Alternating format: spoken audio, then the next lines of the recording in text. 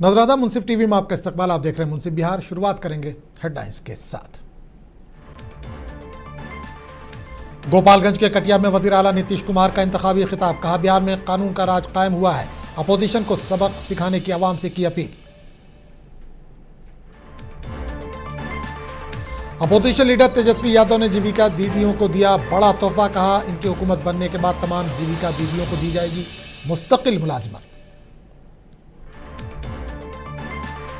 राजस्थान के साबिक वज़ीर आला अशोक गहलोत ने आरजेडी चीफ लालू प्रसाद यादव से की मुलाकात। कहा, महागठबंधन में कोई इख्तिलाफ नहीं।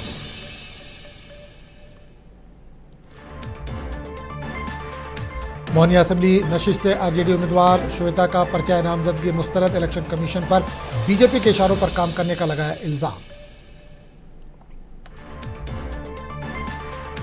आरा में पुलिस और बीएसएफ का फ्लैग मार्च। पुरअमन वोटिंग के लिए आवाम से बेखौफ होकर अपने पसंदीदा उम्मीदवार को वोट देने की अपील।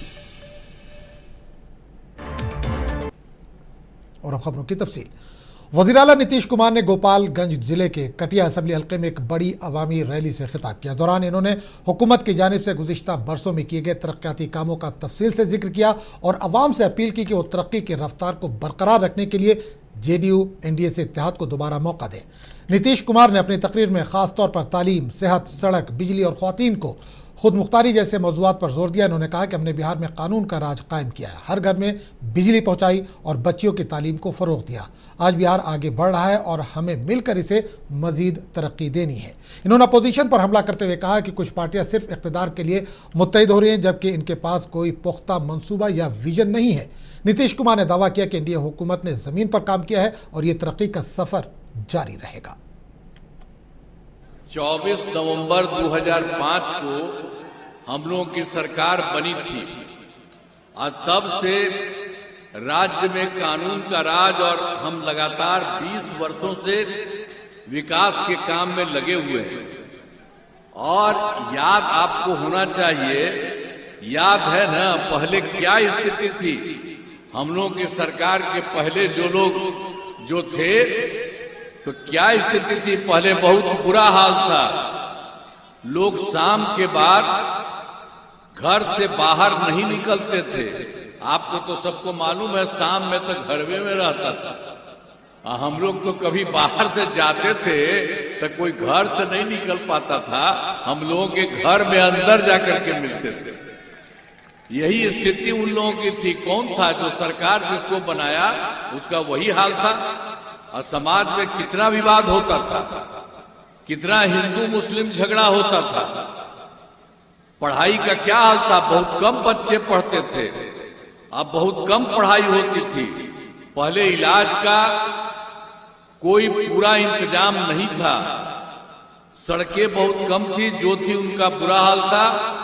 अब बिजली बहुत कम जगह थी। ये सब उन लोगों के सामने यही हालत था। अब शुरू से ही जैसे ही हम लोगों की सरकार आई है, बिहार के विकास का काम हो रहा है। अब नायब वज़ीर आला सम्राट चौधरी ने गया जिले में अवामी जलसे से खिताब किया। जलसा इंतखाबी मुहिम के दौरान मुनक़्क़िद किया गया था, जहां सम्राट चौधरी ने अपनी पार्टी के मंशूर तरक्याती कामों और मुस्तक़बिल के मंसूबों पर रोशनी डाली। इन्होंने आवाम से भरपूर हिमायत का मुतालबा किया और कहा कि बीजेपी हुकूमत ने इलाके में कई तरक्याती मंसूबे मुकम्मल किए, जिनका फ़ायदा आम लोग उठा रहे हैं। सम्राट चौधरी ने अपनी तकरीर में कहा कि तारापुर की तरक्की के लिए मज़ीद काम किए जाएंगे और आवाम की फलाह व बहबूद के लिए हर मुमकिन इक़दाम किए जाएंगे। इन्होंने मुखालिफ पार्टियों पर भी तनकीद की और आवाम को खबरदार किया कि तरक्की के राह में रुकावटें डालने वालों को वोट न दिया जाए।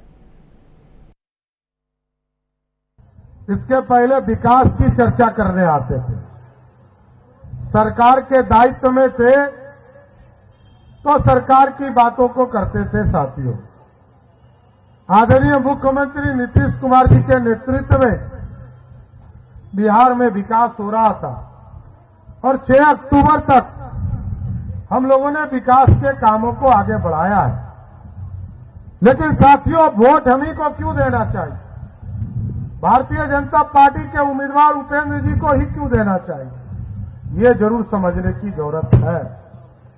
एक तरफ विनाश है और एक तरफ विकास के साथ साथ विश्वास भी है।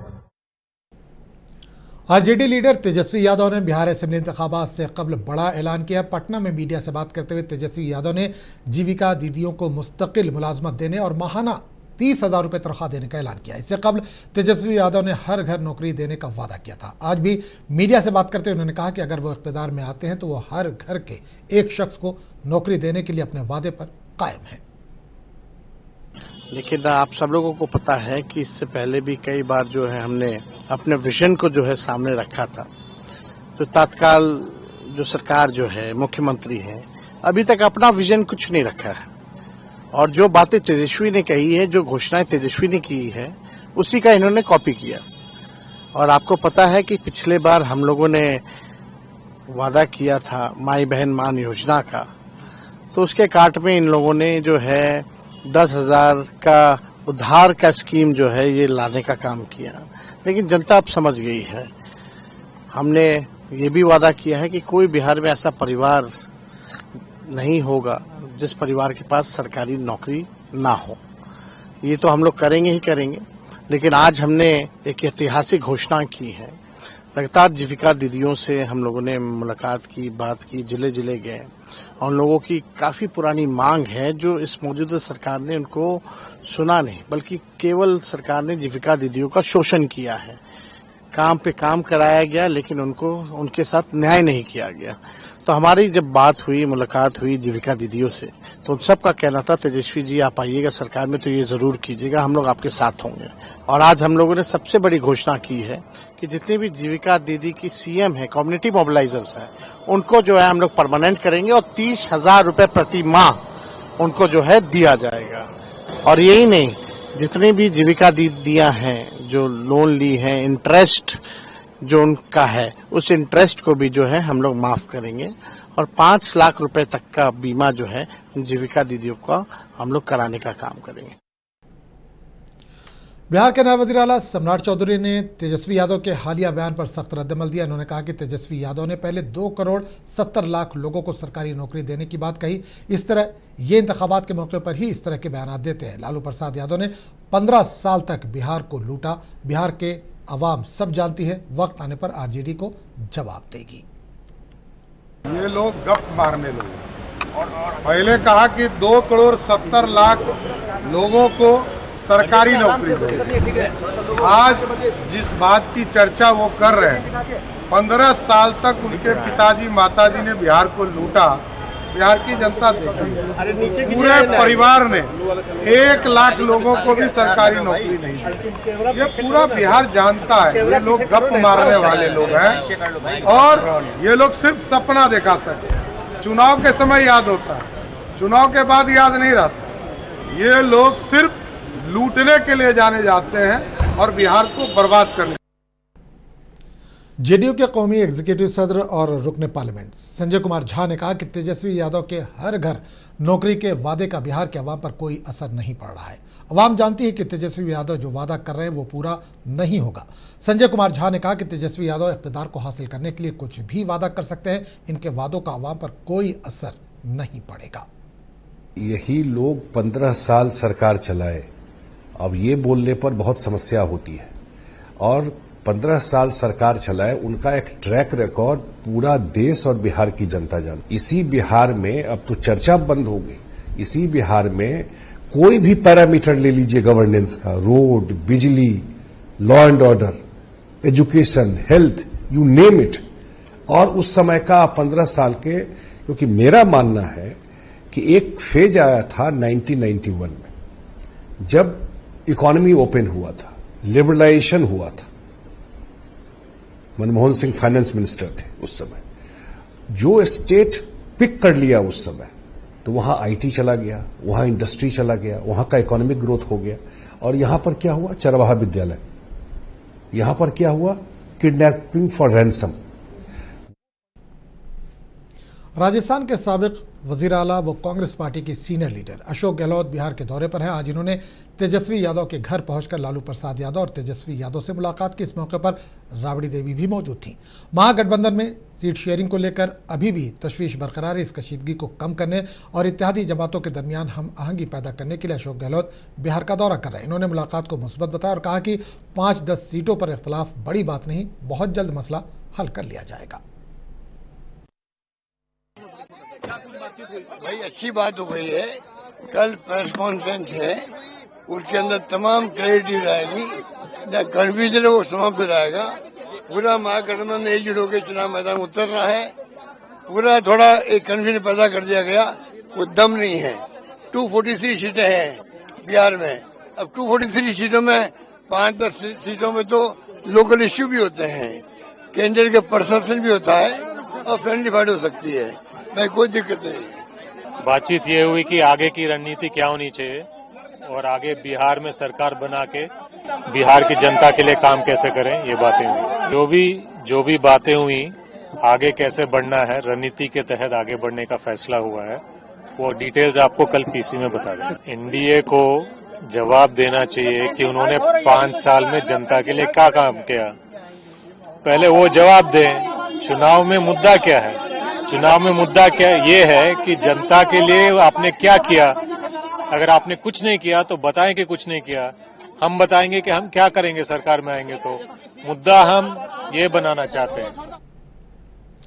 मोहनिया असम्बली नशिस्त आरजेडी की उम्मीदवार श्वेता सुमन का नामजदगी कागजात इंतखाबी कमीशन ने मुस्तरद कर दिया। श्वेता सुमन ने इसे सियासी साजिश करार देते हुए इंतखाबी कमीशन से इंसाफ का मुतालबा किया। इन्होंने कहा कि इनके कागजात मुकम्मल और कानून के मुताबिक थे, फिर भी इनका नामजदगी कागजात मनसूख कर दिया गया, जो जमहूरियत के खिलाफ है। अब तक इंतखाबी कमीशन की जानिब से इस हवाले से कोई बाज़ाब्ता बयान जारी नहीं हुआ है। श्वेता ने कहा कि मरकज़ की बीजेपी हुकूमत के इशारों पर यह काम हो रहा है। इलेक्शन कमीशन मरकज़ के इशारों पर काम कर रहा है। श्वेता ने बीजेपी पर जमहूरियत का खून करने का इल्ज़ाम आयद किया कि दिल्ली से प्रेशर लगातार सीओ पे आरओ पे बनाया जा रहा था और सीओ मजबूर होकर, आरओ ने मजबूर होकर ये डिसीजन दिया है। उन्होंने कहा कि हम मजबूर हैं और डीएम का भी लगातार प्रेशर आ रहा है और इन्होंने अंदर बंद कमरे में आरओ ने कहा कि मैं मजबूर हूँ, मैं कुछ नहीं कर सकता। फिर आरओ किस लिए है, किस लिए फिर आप बनाए हैं चुनाव आयोग को? आप सर्टिफिकेट दीजिए ना, अपने कैंडिडेट को सर्टिफिकेट दीजिए। चुनाव का क्यों, लोकतंत्र का क्यों आप मजाक उड़ा रहे हैं? फिर ऐसे किसका प्रेशर था इनके ऊपर? भाजपा का प्रेशर है, अमित शाह का प्रेशर है, मोदी जी का प्रेशर है, किसका प्रेशर नहीं है? और कैमूर डीएम का भी प्रेशर है, इन्होंने खुद अपने मुख से कहा है इस बात। असेंबली इंतखाबात के दरमियान बिहार शरीफ हलके में महागठबंधन के अंदरूनी इख्तलाफात खुलकर सामने आ गए हैं। यहाँ से सीपीआई के उम्मीदवार शिव कुमार यादव और कांग्रेस के उम्मीदवार उमर खान दोनों ही महागठबंधन की हिमायत का दावा करते हुए मैदान में उतर चुके हैं। हालांकि शुरू में कहा गया था कि एक उम्मीदवार दस्तबरदार होगा, लेकिन अब तक ऐसा नहीं हुआ। नतीजतन दोनों उम्मीदवार एक दूसरे के खिलाफ मुहिम चला रहे हैं। शिव कुमार यादव ने शहर में पैदल मार्च भी निकाला, जिसमें सीपीआई, वीआईपी और माओवादी पार्टियों के झंडे नुमाया रहे, मगर कांग्रेस का झंडा कहीं नजर नहीं आया। शिव कुमार यादव का कहना है कि हमारी असल लड़ाई बीजेपी से है। दूसरी तरफ कांग्रेस उम्मीदवार उमर खान ने कहा कि महागठबंधन में सब ठीक है, हम पर उम्मीद है कि आला क़यादत सब मसले हल करेगी। जो गठबंधन का सबसे बड़ा दल है, उसके सम्मानित नेता लोग आपको यहाँ पर दिख रहे हैं, तो किसी तरह का कोई कन्फ्यूजन नहीं है। हमारे भाई हैं, अलायंस पार्टनर हैं, उन्होंने भी नामांकन किया है। वो सारी चीज़ है, वो जनता के बीच में जाएंगे और पार्टी की लीडरशिप उसका कॉग्निजेंस लेगी और उसको ख़त्म किया जाएगा। ये कन्फ्यूजन असल विपक्षी हताश हो गए हैं, जनता सवाल कर रही है, इसीलिए इसको ज़्यादा हाईलाइट किया जा रहा है। लेकिन तो अब लगता है कि अब कांग्रेस और सीपीआई की फ्रेंडली फाइट होगा। कोई फ्रेंडली फाइट नहीं है, ये गलत है। ये प्रचार जो है, अफवाह है जो गलत है। यहाँ डायरेक्ट फाइट बीजेपी से है, डायरेक्ट फाइट बीजेपी से है और हम लोग चुनाव जीत रहे हैं। उसका यहाँ वजूद क्या है भाई? अगर लोकल कैंडिडेट होते तो कुछ लगता भी कि ये चुनाव लड़। बिहार असेंबली इंतखाबात को पुरअमन और खौफ से पाक माहौल में मुकम्मल कराने की तैयारियों के तहत भोजपुर जिले के मुख्तलिफ थाना इलाकों में पुलिस और बीएसएफ के जवानों ने मुश्तरका तौर पर फ्लैग मार्च निकाला। ये मार्च अवाम में तहफ़्फ़ुज़ का एहसास पैदा करने और शहर पसंद अनासिर को खबरदार करने के मकसद से किया गया था। अफसरान ने अवाम से अपील की कि वो बेखौफ होकर किसी दबाव में आए बगैर अपने मनपसंद उम्मीदवार को वोट दें। इंतजामिया का कहना है कि इंतखाबी अमल में किसी भी किस्म की गड़बड़ी बर्दाश्त नहीं की जाएगी और कानून व नज़्म को बरकरार रखने के लिए सख्त निगरानी जारी है। सारंग के सोनपुर में वाक़ मंदिर में जनस्वराज के बानी प्रशांत किशोर ने खुसूसी पूजा की। इस दौरान इन्होंने माता का आशीर्वाद लिया। प्रशांत किशोर ने रियासत की बेहतरी और खुशहाली के लिए खुसूसी दुआ की। प्रशांत किशोर ने बिहार की तरक्की के लिए वोट देने की अपील की। मीडिया से बात करते हुए उन्होंने कहा कि हमने पिछले 3 सालों से बिहार के आवाम से जो वादे किए इसको याद दिलाएंगे और अपील करेंगे कि बिहार की तरक्की के लिए वोट दें।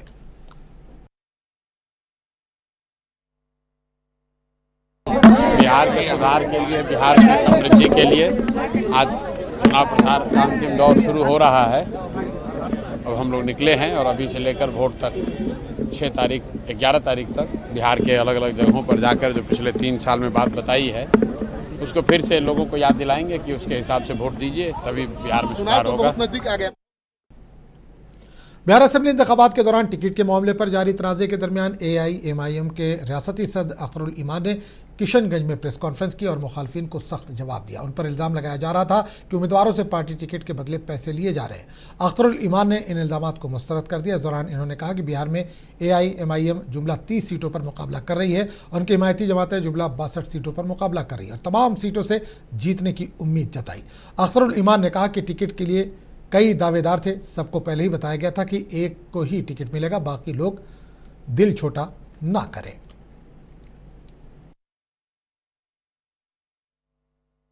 ये गठबंधन बनने के बाद हम लोगों ने 35 सीटों का ऐलान किया था, लेकिन मेरे सदर मोहतरम ने कहा कि नहीं 30 से ज़्यादा मत कराइए। और हम लोगों ने ये भी संयम बरता कि 243 रुकनी असेंबली में जो मेजोरिटी 143 से साबित होती है वो कहीं प्रभावित नहीं हो।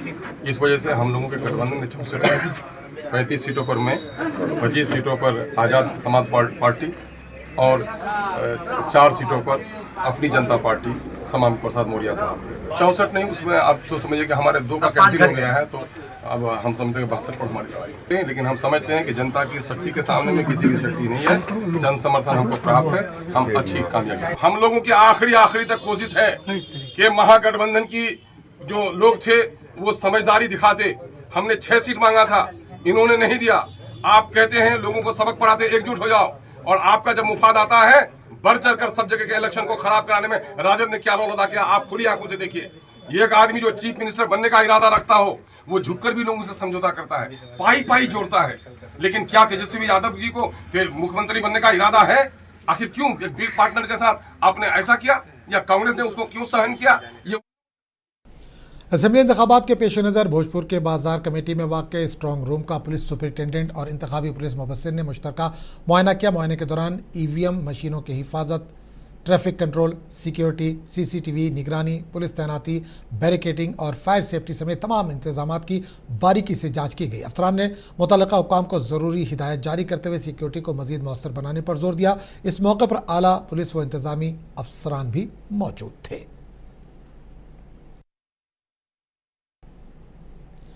मधेपुरा जिले के बिहारीगंज असेंबली हल्के से JDU उम्मीदवार और मौजूदा MLA निरंजन मेहता को इंतखाबी मुहिम के दौरान शदीद अवामी मुखालफत का सामना करना पड़ा। मुकामी लोगों का इल्ज़ाम है कि वो सिर्फ वोट मांगने आते हैं और जीत के बाद अवामी मसाइल से किनारा कशी इख्तियार कर लेते हैं।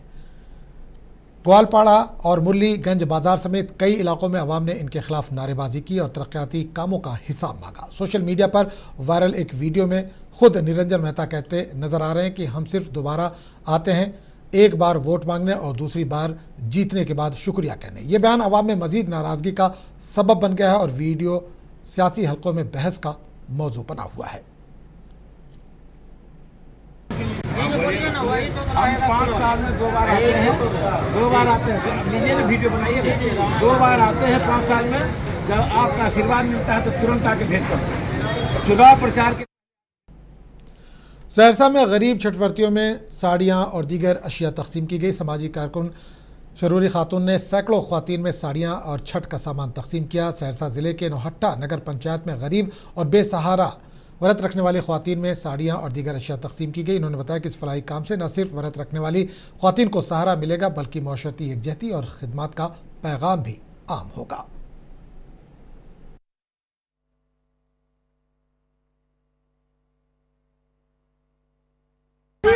सब लिया पावन लिया, पूरा परिवार जितना फैमिली है सब लिया साया साड़ी ब्लाउज कपड़ा पावन हर साल दै छै अभियो दै छै। देख लियो या सरवरी दीदी फूल कमा रहल है, सब मला के सब के पावन गोरपरा पंचायत हर साल हर साल गोरपरा से एलिए आई बेर अमरियो दल के भागलपुर के करोड़ी बाजार में एक बार खास कम्युनिटी के लोगों का गुस्सा भड़क उठा। पथराव के वाक़े के बाद बड़ी तादाद में लोग सड़क पर निकल आए और हंगामा आराई की, जिस दौरान कई दुकानों में तोड़फोड़ और लूटमार की गई। सूरत-ए-हाल पर काबू पाने के लिए 10 थानों की पुलिस फोर्स मौके पर पहुंची और पूरा इलाका पुलिस छावनी में तब्दील कर दिया गया।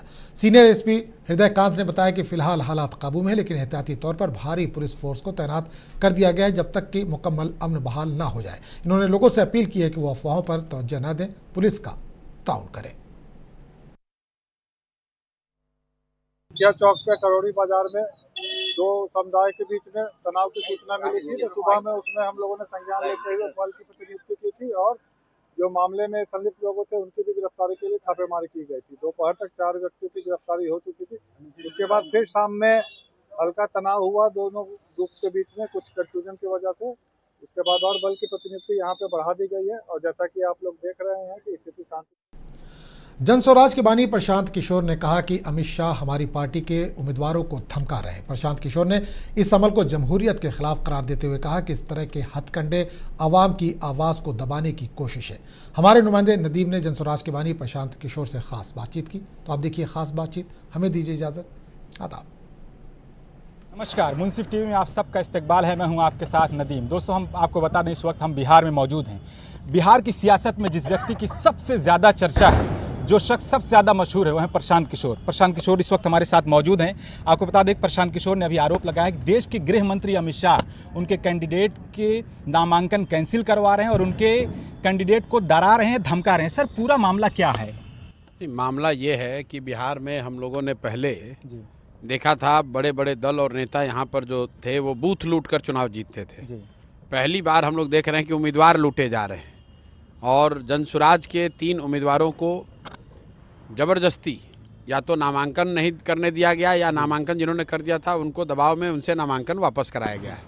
अब उन पर दबाव है कि नहीं, इसका मेरे पास क्या प्रमाण है?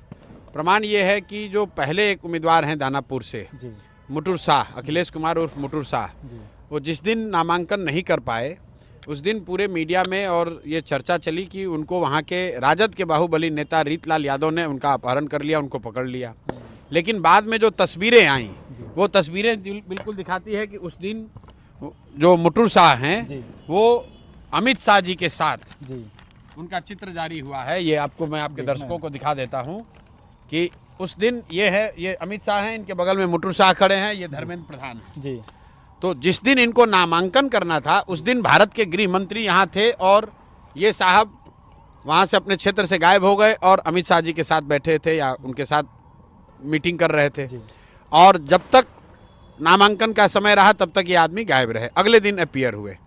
इसी तरीके से आप देख रहे हैं कि ब्रह्मपुर में एक उम्मीदवार जिन्होंने नामांकन कर दिया, 3-4 दिन प्रचार कर लिया, उनके यहाँ अचानक से भारत के शिक्षा मंत्री और बिहार में भाजपा के चुनाव के प्रभारी धर्मेंद्र प्रधान जी उनके घर पहुंचते हैं। ये धर्मेंद्र प्रधान जी उनके घर जाते हैं और अगले दिन डॉक्टर साहब का मोबाइल ऑफ, उनका अस्पताल बंद और अचानक से खबर आती है कि उन्होंने अपना नॉमिनेशन विड्रॉ कर लिया। तीसरी घटना शशि शेखर सिन्हा, डॉक्टर, बहुत बड़े डॉक्टर गोपालगंज के, वो चुनाव लड़ रहे हैं। 10 रात में उनसे बात हुई, सुबह में 10 बजे तक वो प्रचार, रात में 8 बजे तक प्रचार कर रहे हैं, सुबह में 10 बजे फ़ोन पर बात हुई है, वो पूरी तरीके से हम लोग के साथ हैं। 2 घंटे के बाद पता चला कि उन्होंने नॉमिनेशन वापस कर लिया। तो कहीं ना कहीं ये भाजपा का ये चाल चरित्र चेहरा दिखाता है कि आप लोग ये कह रहे हैं कि लालू जी के ज़माने में बूथ लूटा जाता था, यहाँ पर तो आप सीधे उम्मीदवार लूट रहे हैं। तो लोकतंत्र में आपको अपना उम्मीदवार देने का हक है, आपको अपनी बात कहने का हक है, लेकिन आपके जो विरोधी दल हैं, जो आपसे लड़ाई लड़ रहे हैं, लोकतांत्रिक लड़ाई लड़ रहे हैं, अगर आप उनको चुनाव ही नहीं लड़ने दीजिएगा तो फिर चुनाव कराने का फ़ायदा क्या है? फिर तो आप बता दीजिए कि भाई हमारा दल है, हमारी लाठी, हमारी भैंस, हम ही ठीक हैं, हम ही रहेंगे। ये प्रशांत किशोर जी हैं जिनका साफ तौर पर कहना है कि अगर हमारी सरकार बनती है तो जिन्होंने वादे हैं उन्होंने अपने वादे गिनाए हैं। ये देखना होगा 14 तारीख के बाद कि ये अर्श पर होते हैं या फर्श पर। कैमरामैन अभिषेक के साथ मैं नदीम, मुंसिफ टीवी।